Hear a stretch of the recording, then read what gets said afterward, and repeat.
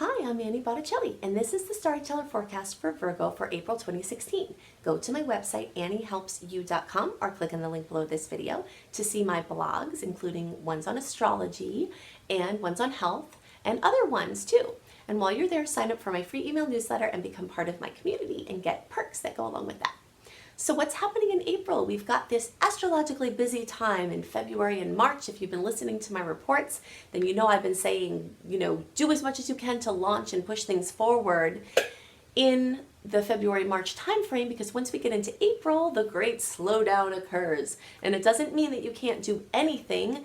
It just means that doing new things or pushing through new things or launches or initiating things or committing to things is going to not be in as much favor. So there's plenty that you can do during the retrograde times. It's just your launches and new things really want to be pushed through. So if you're listening to this before April, preferably, hopefully, I post them very early, so you have the opportunity, if you're one of my subscribers, at least a month ahead to watch. But if you can push your things through by March 17th or so, that will be great. If you can't and you need to use the time at the end of March, that would also be okay. If you absolutely have to push something through in April, I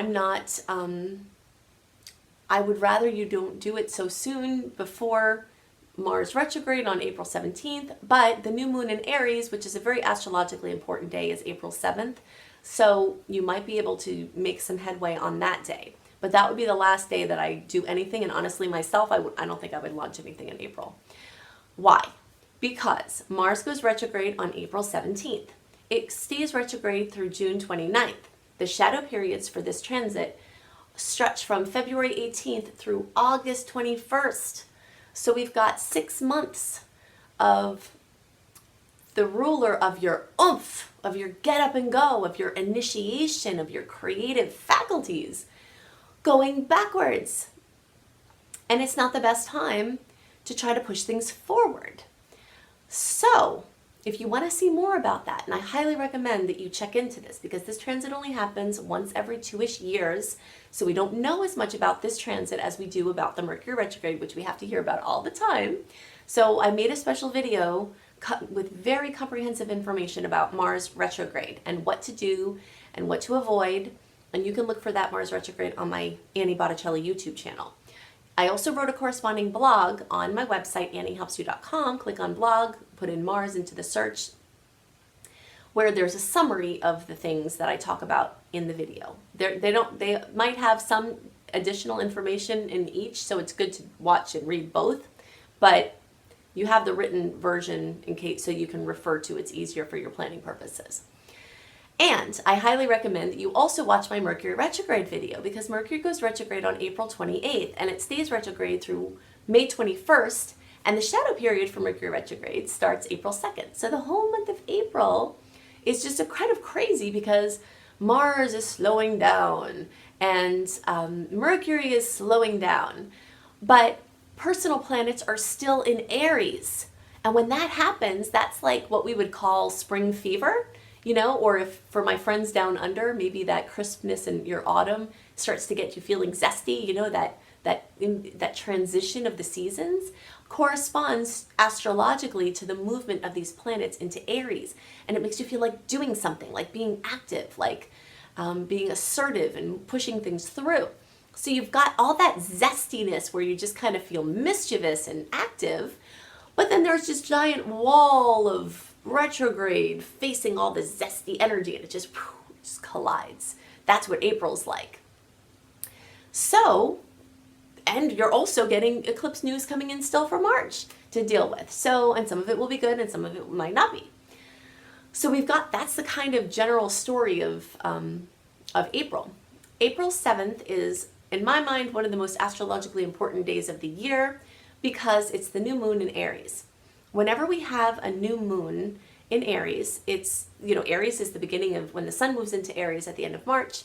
That's the beginning of the astrological new year. So the new moon that happens in Aries is the one that follows the sun's movement into Aries, is like the best time for setting intentions and getting your picture clear of what you want to create in the year before you. If you've never done a vision board, you'll hear me talk about them all the time. They are so powerful for creating things that you want. You can do a virtual vision board online. I understand there are apps and sites that let you do that. I've never done it myself. I like to make the vision boards that are just like on cardboard, and I clip out magazine pictures and with phrases and pictures of the things I want to bring in the next year. This day, April 7th, is one of the best days along with your birthday. Your birthday is the other best day of the year for doing this.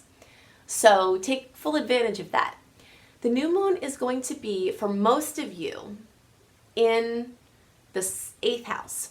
The later degree placements, it will be in the 7th house. But for all Virgo placements, it's going to be in one of the partnership houses. And that's really a strong theme or emphasis for the month for Virgo, is all about relationships, because you've got busyness in the 7th house, you've got busyness in the 8th house, and this is true for all of the early middle degree placements and even the later degree placements. Even though your planets haven't moved into the 8th house yet, you have the 7th house portion of the relationship picture. The two partnership houses are the 7th and 8th houses. So you're either getting one helping of partnership focus or a double helping with all of these planets moving through for the early and middle degree placements. So if your birthday is like August 23rd through September 8th or so, or you're watching for your rising sign and that's 0 degrees through about 15 degrees, all of you will definitely have this energy in the 8th house. What is energy in the 8th house? So all of the people I just listed will have the new moon there as well, and then other planets there. So the 8th house has to do with relationships with resources. So the 7th house is like the partnership part of the relationship sector. It's the relationship itself. It's like the one-on-one connection. So co-workers, other important people to you, business people, clients, romantic partner, they're all in the 7th house.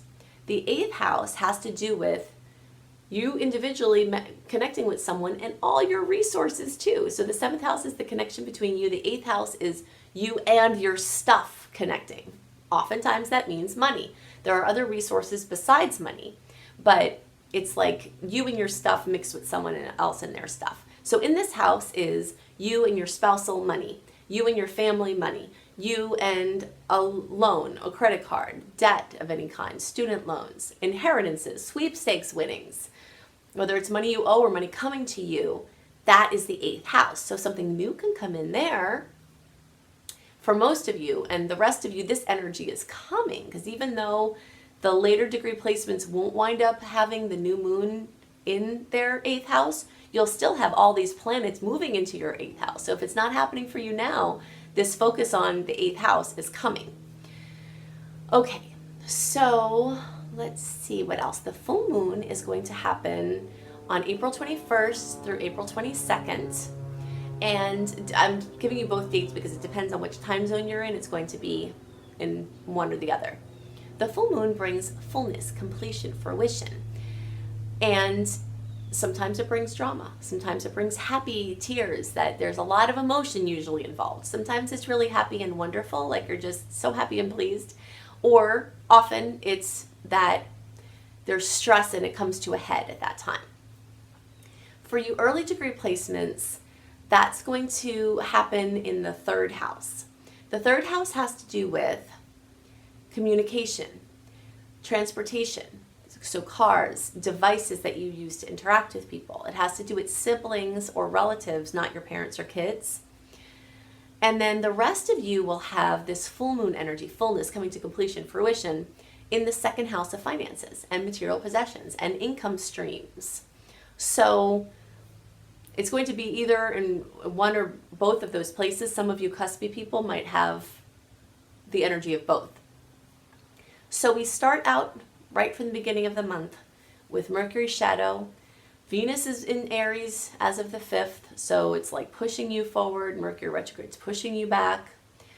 I want to reiterate that even though I go over and over about retrogrades not being a time for launching new things, it doesn't mean you can't do anything. And you can be quite productive during the time of a retrograde. You just have to follow the signs of what the universe is telling you. You know, I use an example in a Mercury retrograde when I had this book that I wanted to do, and I was going to push it through then. You know, I have Aries rising, so I get very ambitious about something, and it's really hard for me to be reasonable sometimes. But at that time, I pushed through writing this book, and I kept having every problem you can imagine. And then the whole book got deleted. I don't know where it went. It disappeared. If I would have trusted the universe saying, hey, you're not supposed to be focusing on this right now, then I wouldn't have had to do it all over again. And that's what I want you to look out for. You know, if it seems like you're pushing your head against a wall or banging your head against a wall and you're not getting anywhere, it could be that the universe is saying, just wait a little bit. It's possible that the retrograde might bring new insights, might bring new opportunities, might bring even better timing for you than your agenda is thinking or planning for. You know, so in the Mars retrograde video, I describe this positive potential as comfortable productivity. If you can manage the emotions that come in, you know, a lot of anger sometimes comes up, frustration comes up with Mars retrograde. If you can tend to your inner world, which is what the retrogrades are talking about, instead of focusing more on the outer world, then the things you do in the outer world will run much more smoothly. First of all, because you're taking some of the attention off the outer world, so that means you're trying to push through less. Secondly, you're putting it in the right place. You know, so if you have emotions come up, and you very likely will, and other people will too, as Mars being in retrograde brings up a lot of unfinished business, and Mercury retrograde brings up unfinished business. These retrogrades go back over things so that you can bring things further along a continuum by going backwards. You know, it's like you can take strides forward by taking some time to go backwards. So that's the general story of the month of April. I will leave you with this vision. This is something that I shared in more detail with my VIP crew on my email list, but I'm going to give you just a little sense of it to help guide you this month.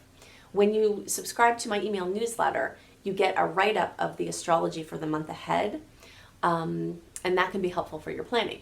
So I called this April article that I wrote, Keeping the Beach Vibe.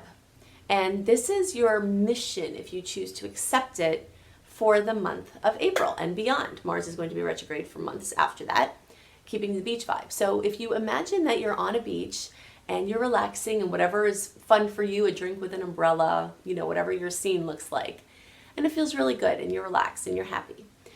And then you come off your lounge chair and you have some things you have to do and you're just quietly, productively going through doing them. And then your mind starts to reel with all the things you should be doing and all the things you have to be doing and all of this.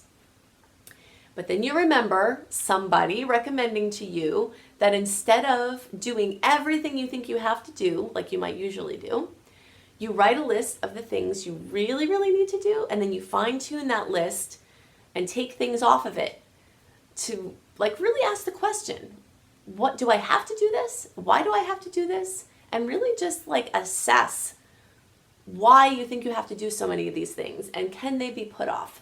And then you get your pared down list and you do those things, keeping the beach vibe with you that you just left and comfortably moving through the things you have to do. So that's the potential of the Mars retrograde transit, you know, is that you focus on only the things that have to be done.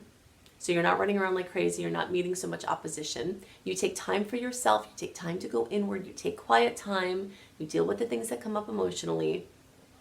And then you keep the beach vibe for the transit. And that's what we want. The alternative is you're banging your head against the wall. You're stressed. You're trying to push things through. Everything's working against you. You're frustrated. You're angry. You're acting up. You're causing problems in your relationship because you're not acting well. Other people are stressed, so you're conflicting with them, and then it's a debacle. So do you want that vision or do you want the beach vibe, you know? So I'm just holding the vision with you that you can maintain the beach vibe. Go to the Mars retrograde video to see tips on how you can do that. And also the blog on my website, anniehelpsyou.com. And while you're on my website, definitely check into my self-development tools, including my subliminal programs called Train Your Brain. You build new neuronal pathways when you use subliminal programming. And I have bundles according to what you're working on. So those might be wonderful use of your time in the retrograde. And definitely sign up for my free email newsletter. And I hope you have a wonderful month. Bye.